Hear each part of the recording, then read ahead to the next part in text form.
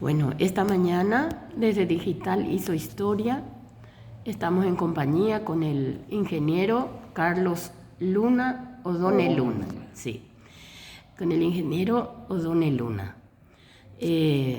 Bueno, fue uno de los propulsores del estadio Minga Guazú, el estadio más importante del interior del país. Y nos va a detallar él cómo surgió, ya que estuvo desde el inicio. ¿Cómo está? Muy buenos días, ingeniero. Muy buenos días, señora. Bueno, mira una cosa, yo tengo 82 años. Cuando comencé era muy joven y ya he olvidado muchas cosas, y cuando me hacen acordar del estadio siempre me emociono. Tal vez voy a olvidar muchas cosas, a lo mejor no le voy a poder decir por la alegría que siento en este momento que usted me hace esas preguntas. Y comenzamos la obra, hablé con los obreros y les dije: acá vamos a hacer un estadio de atletismo y fútbol. Se miraron todas así, a lo mejor primera vez era que escuchamos la palabra atletismo, con pista de atletismo. Y vamos a comenzar, pero la Liga Paranaense nos pidió que no desarmar el estadio, porque iban a utilizar allí para la eliminatoria del Interliga. Bueno, entonces paramos, y después terminó esto y comenzamos. Y le dije yo: bueno, vamos a desarmar esa gradería. Y se miraban así entre ellos se miraron así, y me dicen: ya desarmata que ve. Sí, desarmata. Ella pota está bien pomada, ella pota. Bueno, y entonces encaramos el primer problema, que era la madera. Y ahí surge Sergio Chamorro Medina, más conocido como Caruí. Hoy anille pues a. Bueno, está bien. Y después estaba el equipo que solía traer la madera al aserradero, y teníamos problemas porque cómo íbamos a traerse, y se necesitaba un poco de efectivo. Y ellos me dijeron: no. A mí después me decía, estaba el señor Fred, el papá de Arsenio y del otro hermano. Él era el que manejaba los camiones. Y después estaban los ayudantes. ¿Recuerdas uno que se llamaba, que le decían por su dejo yaguatrote, le decían? Bueno, yo le voy a decir así porque no recuerdo el apellido, solamente la forma. Ahí se llamaban todos por su sobrenombre, todo. Y Yarupaité también. Y fueron a cortar la madera. Ni esos que cortaban con la motosierra, nada nos requirieron, no nos pidieron plata, nada, todo lo hicieron en forma espontánea, sin pedir ningún céntimo, porque se daban cuenta que aquí iba a ser. Bueno, vino, se trajo toda la madera ahí, quedó estacionado ahí, y este aserradero estaba supeditado, siempre venían políticos, venían militares, pedían madera, y le decía ahí, porque generalmente no querían pagar, querían llevar gratis, querían llevar gratis. Entonces vieron: ¿y qué es esa madera que está allí? Vean un poco mayores. Vean Club Minga Guazumba, ya por jamás y la inyectaron. Insistía. Algunas veces venían algunos militares, había un sargento que era de la artillería, que vivía en la calle 24, que venía y no insistía. Después el que cuidaba la casa de Stroner, todo, que la madera, que esto, que no. Y en serio el asunto, había que ponerle la cara. Bueno, echamos la madera y después nos atacan la madera el coronel, el comandante del batallón. Esto van a llevar porque esto es una cosa robada, ya hemos dado parte al comando en jefe, que una serie de problemas nos ponían. Entonces le dije al presidente seccional: pero mira, que era el señor Ortega, mira, y ella, y se vio yo cota con la ñan de urañan, de una ñan montamu, ahí está ñan de gradería, Están como ponata la añan de colonia con ella ya pota, se fueron a hablar y consiguieron. Bueno, y después el otro problema era cómo íbamos a cerrar. Entonces yo les hablé a los obreros, le conté a ellos, les relaté el problema suscitado después de la Segunda Guerra Mundial, la destrucción total de la Alemania por los aliados, que el obrero alemán regaló 1 hora de trabajo para levantar la Alemania. Entonces yo le dije, ni catuciones de Japón, ahí se regala a mí 1 hora. Y había uno de los obreros ahí, que no era el jefe era Juan Galeano, Martín se llama, ya también ingeniero. Bueno, y se comprometieron. Después había otro señor, que no recuerdo el apellido, pero se le decía, ahí todo era bordejo, Torobola se le decía. No, ya Bueno, y durante 2 semanas y media regalaron 1 hora y cortaron faltaba un poquitito para levantar el estadio. Cortaron totalmente la madera. O sea que el estadio, las graderías estaban dispuestos ya para levantar. Pero faltaba, por ejemplo, faltaba nivelar. Entonces el señor Mauro Pérez, creo que tiene una farmacia ahí. Hasta ahora está. Él trabajaba en el aserradero, él trabajaba en el vivero forestal y ahí había una motoniveladora, una topadora y un camión tumba. Entonces él vino y nos ofreció, así como le digo, espontáneamente, sin pedir nada, que él iba a hacer la nivelación. Y él hizo la nivelación de la parte de abajo del estadio con la motoniveladora esa, y tenía un camión tumba, un camión Mercedes-Benz, y con eso cargó donde se levantó la gradería. Eso él vino a hacer, él se vino a ofrecer, no es que nosotros le pedimos. Él vio, porque él siempre venía ahí y miraba las cosas que se necesitaban, todo, miraba y entonces dijo, chavo, tapeme la nivelación. Y él niveló todo donde se iba a levantar el estadio y cargó las graderías. ¿Y ustedes ya tenían pensado así cuándo se tenía que terminar el estadio una vez que comenzaron? No, nosotros hacíamos hacíamos de acuerdo a la gente que se venía a ofrecer, porque ya se podía poner el pasto. Se podía hacer, y se podía levantar las graderías. Luego, se ofrecieron unos ingenieros de Itaipú. Sobre todo el ingeniero Joaquín Rodríguez es el que más procuraba.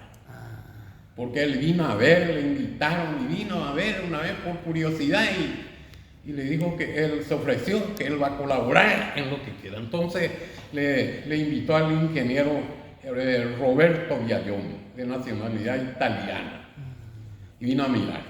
Y él dijo, bueno, a este estadio hay que hacerle un drenaje, y explicó cómo iba a ser el drenaje, de lo más sencillo que hay se hizo.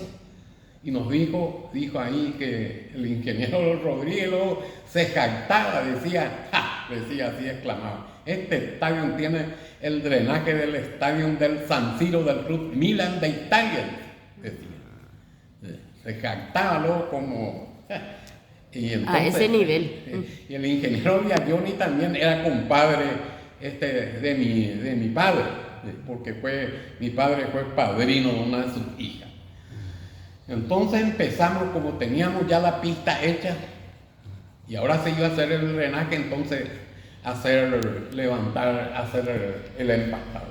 Y el doctor Miguel Ángel Pangracio, que es el que nos hizo gratuitamente la personería jurídica y también nos dio los estatutos del club, nos recomendó sobre la pista de que había que ponerle los panes de pasto tenían que venir con una tierra negra, de tal manera que sea un colchón para los jugadores, que no tengan problemas que nos repercutan en las rodillas.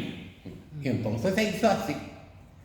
Y el ingeniero Sorensen, con el topógrafo de apellido Centurión, este señor falleció. Este señor era un hombre bueno, era una persona buena, vivía acá, hasta ahora está su familia, creo que está su señora, acá en el kilómetro 16. Él era el que manejaba el teodolito y colocaban los panes con el teodolito. Un pan no se colocaba sin el nivel que tenía el teodolito, le daba el teodolito. Y el campo de deporte, la parte más alta era el centro, y tenía hacia los dos costados había una pendiente hacia los arcos, hacia los costados, de tal manera que el agua se facilite el escurrimiento del agua que iba a ir a los canales de drenaje. O sea que es el primer estadio del Paraguay que tuvo un sistema de drenaje.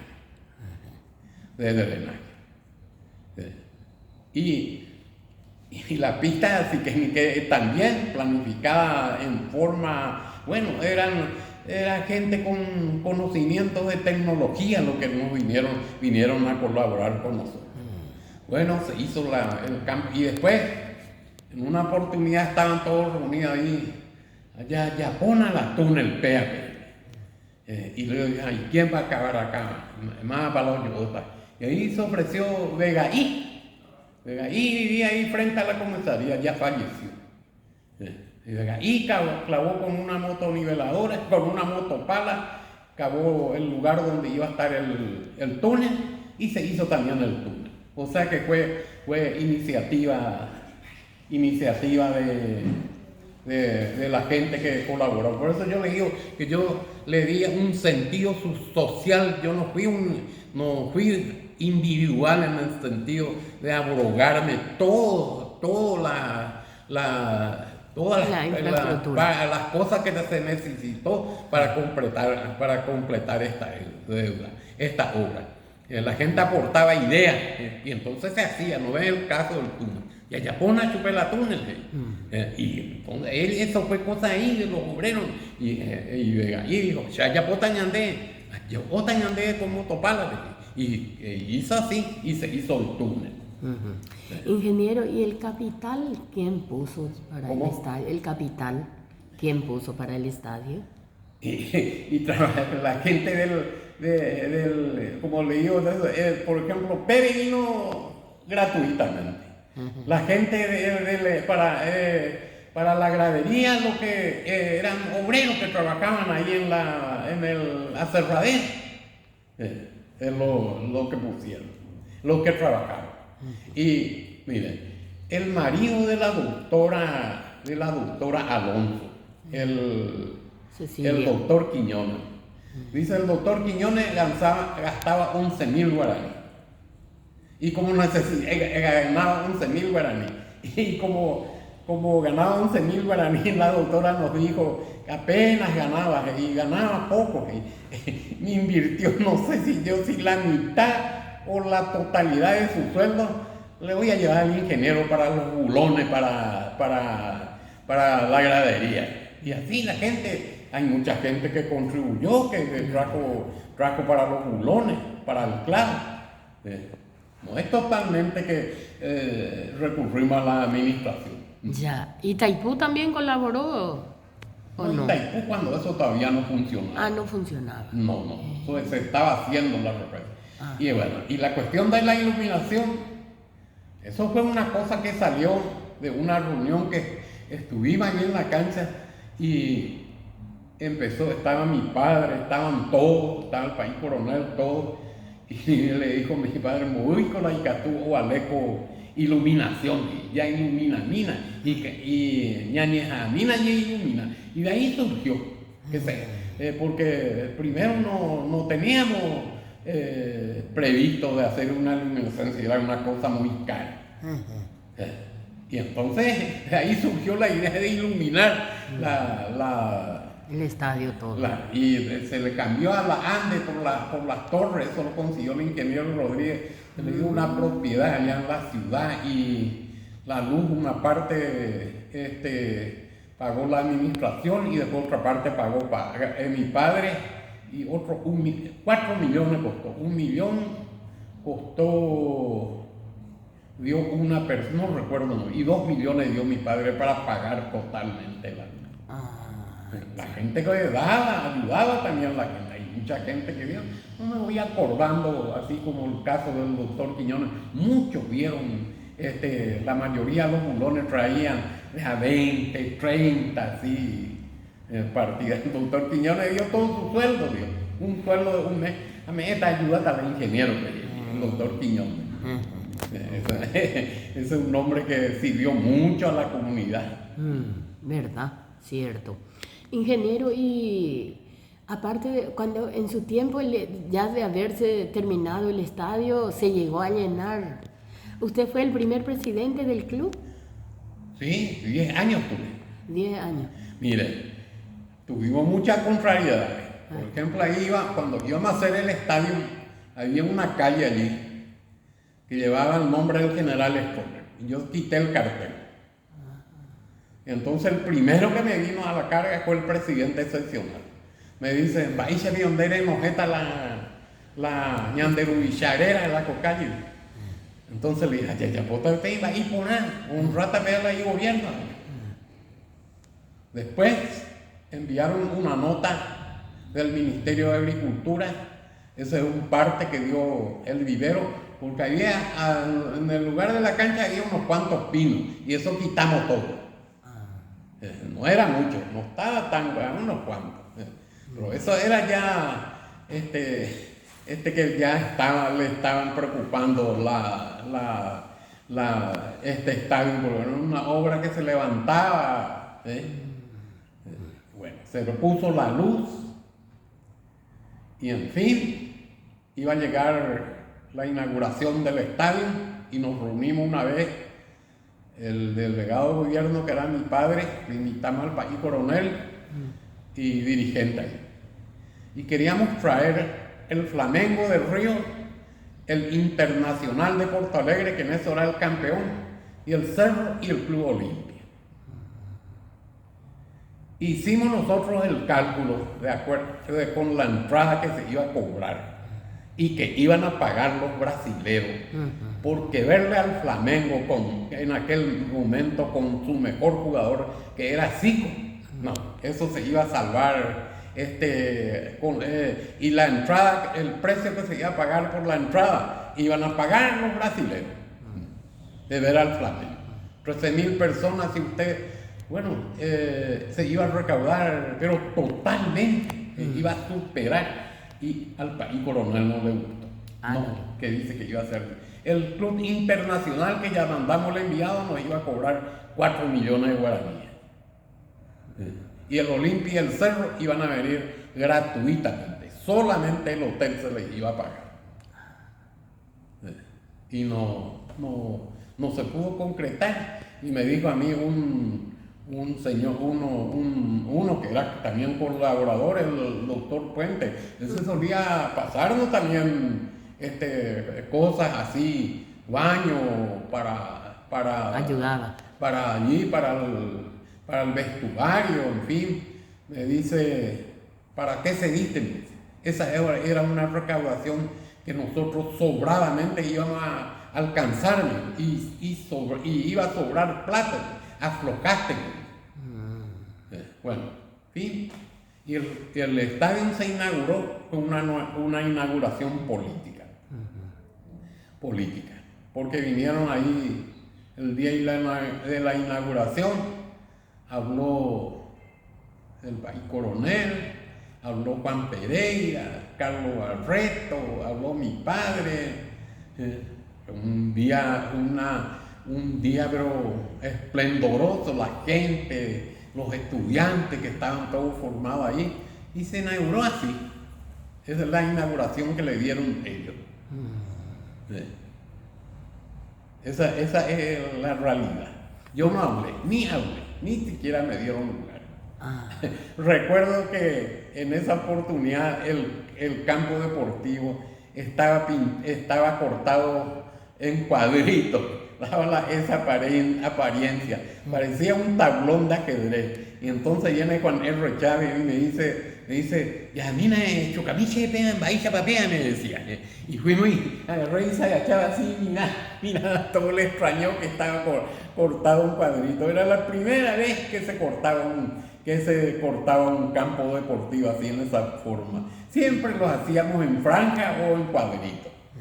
No había ningún estadio, eso de la Liga Paraguaya. Y la iluminación se puso, y era la más potente de todo el Paraguay. Solamente había esa clase en el Brasil y en Venezuela, como nos explicó el ingeniero Rodríguez. Ni actualmente hay estadios que le supera la potencia que tenían esos 46 faros, que era un faro especial de mercurio. Era muy potente, pero consumía mucha energía. Y de eso los mingueros pueden sentirse orgullosos. Y lo mismo aún de tener este estadio, esta institución que fue una conjunción de voluntades. Fue algo que tuvo sentido social, no individual. Ahora mi señora, que está acá presente conmigo, fue fundamental, porque supongamos que a pesar que en una familia el hombre es la autoridad, la mujer se merece el respeto total. claro. Entonces ella coincidió conmigo y me ayudó y pudimos llevar adelante el estadio, la construcción del estadio y mantener también el club. Pero hay mucha gente, mujeres, ahora yo me voy recordando de todas las cosas y vengo y le cuento a la gente. Ahora seguramente cuando me vaya allá donde vivo, en el campo, algunas veces mi nieta se dedica a la apicultura y le voy a buscar en el campo abejas para agarrar para su apiario. Entonces me siento sobre un tacurú y estoy pensando ahí. Estoy mirando, me vienen esos pensamientos, pero no son de tristeza, de añoranza, me produce alegría. ¿Este fue el único estadio con que trabajó? Sí, el único. El único. Sí. ¿Y fue difícil? Difícil fue. Sí, porque Hay la mucho responsabilidad. trabajo. Había muchas contrariedades, pero también había mucho apoyo de la gente que no era político, que no se dedicaban a la política, de los obreros, de algunos de estos técnicos, como le digo, tuvo un sentido social de hacer una obra de bien, pero que el bien le iba a alcanzar a todos, no a unos cuantos. Y sí, es verdad. Además que Mingaguazú es el primer estadio que tiene así de esta envergadura. No, ahora este club se va a ir adelante, no le quepa la menor duda, porque todos estos dirigentes actuales, hay obras en el club que lo potenciaron económicamente. Falta más.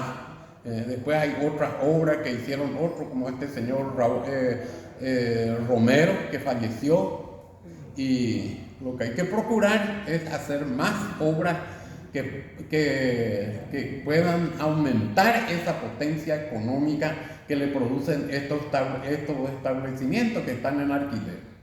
Lo único que hay que evitar es no prestar plata. El que va a dar plata en el club tiene que donar, tiene que regalar, como yo lo hice cuando era presidente. Yo no le hice ningún requerimiento al club. Lo doy con amor, con cariño. Lo doy. Así fue. ¿Y después, ¿cómo dice, señores? No, ¿cómo se siente usted que su nombre lleva también acá el Club Social? Pero sabes una cosa que yo no hice para que lleve mi nombre. Está bien, le agradezco yo a ellos. Sino que, ya le digo, hice una obra. Yo una vez en el colegio siempre fui deportista. Y si le puse esta pista de atletismo es porque antes en el colegio, en el bachillerato, se estudiaba la historia antigua. Esos grandes países de la antigüedad, de Egipto, de Roma, de Grecia, de todo se estudiaba. Entonces a mí lo que me impresionó eran la importancia que le daban a las Olimpiadas estos imperios como el griego y el romano, que venían todos los atletas de todos los rincones, era una gran fiesta. Por eso le puse esta pista de atletismo, porque también pensaba fomentar el atletismo acá. Ahora creo que en el Paraguay se está tratando de fomentar el atletismo. Ya. Sí. ¿Y usted dónde se recibió de ingeniero? ¿Cómo? ¿Dónde se recibió de ingeniero? En San Lorenzo. Ah, en San Lorenzo. Sí, acá en el Paraguay. Ya. Otra cosa sobre el estadio. Una vez me llama el señor Osvaldo Domínguez y habla con mi padre y me dice, mi padre, me llama, me busca mi padre, me dice, y era de siesta, estaba yo haciendo la siesta y me despiertan. Ay, amigo, Méndez de Moyo, Osvaldo, es el día, huelutan de Boca Juniors, y inaugurar jamás de estar y entonces me puse en contacto con él.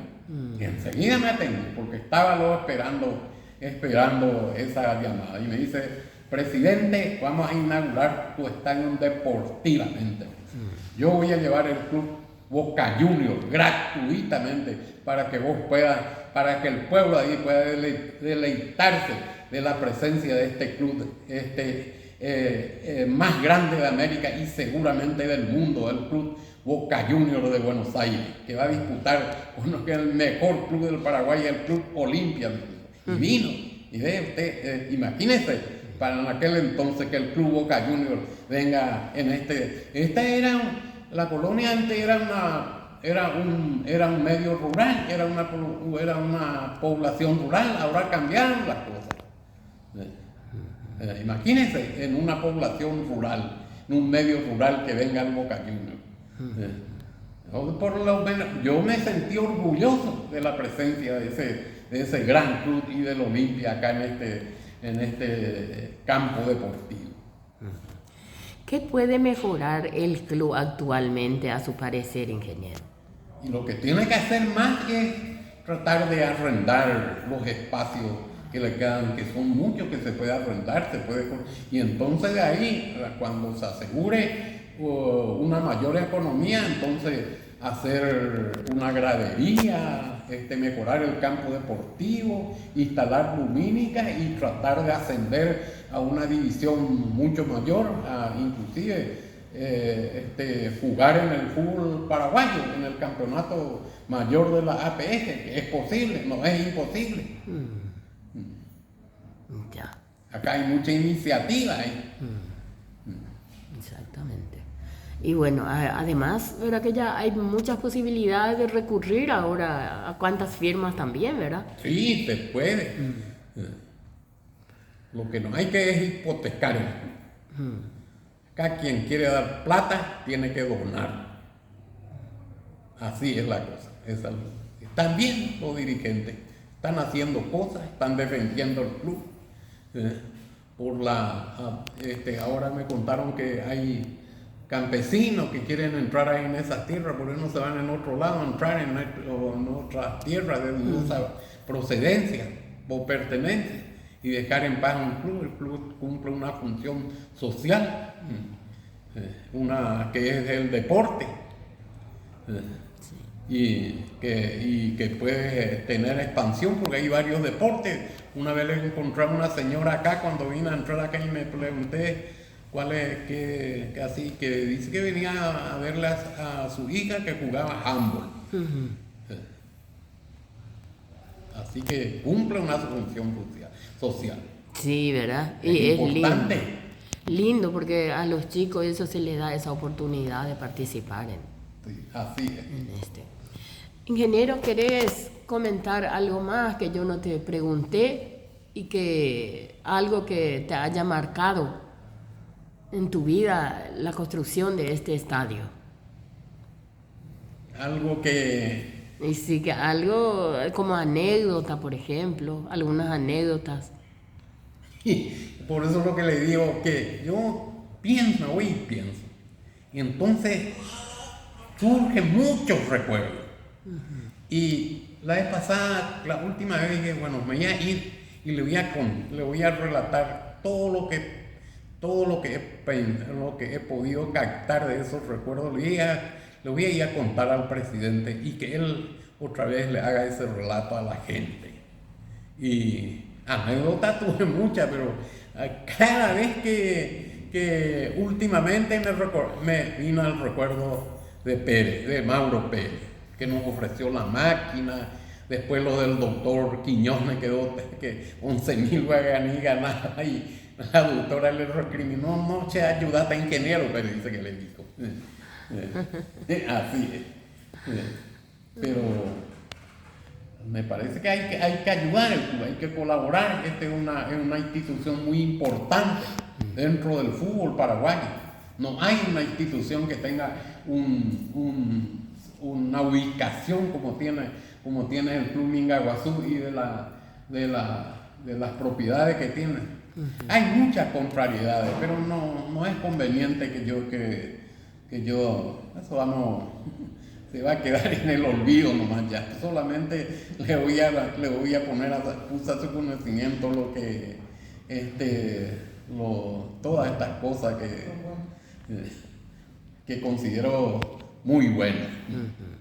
Hay cuestiones políticas, pero no conviene. Ya ves la inauguración del estadio que estaba ahí, no hablé yo, pero después la justicia divina obró porque tuvimos la oportunidad de traerle al Club Boca Juniors, y como un club de un medio rural que le reciba, que tenga la oportunidad de que venga a jugar acá el Club Boca Juniors y el Club Olimpia, ya es una cosa demasiado elevada. Y agradecer a Dios que se haya producido ese acontecimiento. Y el padre Coronel se metía también así en el trabajo de Él me pidió a mí porque mi padre me puso acá administrador de la colonia y me dijo para que atiendan todo el club. Entonces yo le dije, ¿cómo no? Vamos a atenderle. Vamos a levantar otra vez el club. Él me pidió. Porque el presidente actual se había ido a trabajar allá en Itaipú con Mensara y los sueldos eran atractivos y era empleado ahí del taller de la administración, y entonces dejó y se fue a trabajar en Itaipú y me pidió a mí. Entonces, sí, cómo no, vamos a atenderle. Así fue que comenzó. Qué maravilla, rica historia entonces, ingeniero. Y ahora cuando recuerdo más le voy a decir, voy a ponerme en contacto con usted, porque voy y me recuerdo y me vienen y entonces algo nuevo y... Seguro que usted tiene libros y eso de aquel tiempo, ¿verdad? Así libros, donde están los nombres de los jugadores y eso. Yo no tengo nada, pero ahora vine a mirar acá y me impresionó toda esta sala llena de trofeos, de fotos, de imágenes de aquel entonces. Sí, exactamente. Y realmente es un club muy lindo, muchos chicos actualmente se reúnen para practicar deporte. Es algo muy loable, algo súper maravilloso lo que hicieron.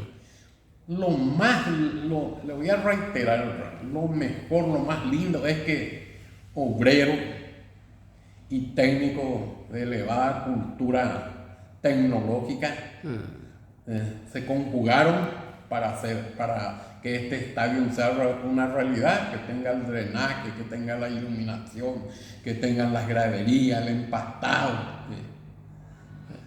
Ya. ¿En cuántos años se inauguró? ¿Quién? ¿Y el estadio? ¿Qué? ¿En cuántos años se inauguró? ¿Cuántos años de construcción llevó? Nosotros comenzamos en el 72 por ahí, y en el 76 me parece que se inauguró. 4 años nomás luego. Sí, y el Club Olimpia vino en el 78. Y enseguida se inauguró. Esta era una obra, vamos a decir, fantástica. Encontraron todos los políticos que vinieron a inaugurar la obra. Sí. Fantástica. El día de la inauguración estaban todos formando allí los estudiantes. Era un cuadro impresionante. Y la gente que había, y el día que vino, un sábado vino el Club Olimpia, también se llenó. Exactamente.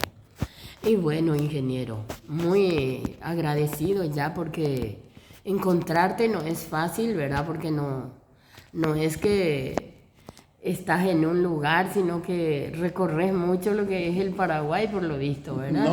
No, ahora nomás vengo acá porque tengo oportunidad. Yo lo que tengo que agradecerle a usted porque me da esta oportunidad de hablar, de hacer conocer ciertos aspectos.